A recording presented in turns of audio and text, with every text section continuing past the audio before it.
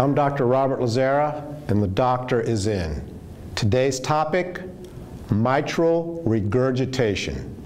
What does mitral regurgitation refer to? It refers to an abnormal valve in the heart called the mitral valve. The mitral valve sits between the left atrium and the left ventricle.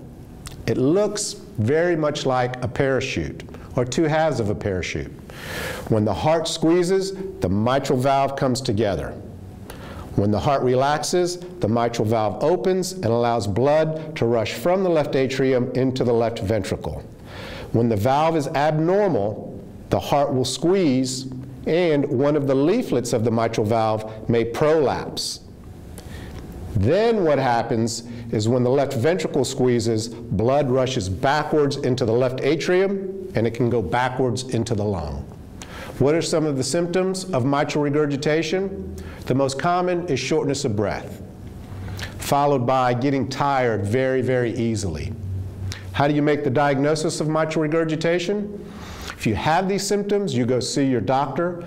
The doctor will talk to you, perform an examination, lay a stethoscope on your heart, and he should be able to hear the murmur of mitral regurgitation if it is significant.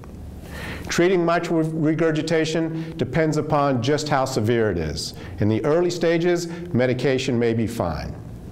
Sometimes surgery is indicated, both in the early and the late stages.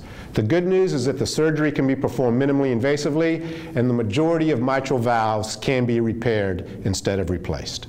I'm Dr. Robert Lazzara. The doctor is in.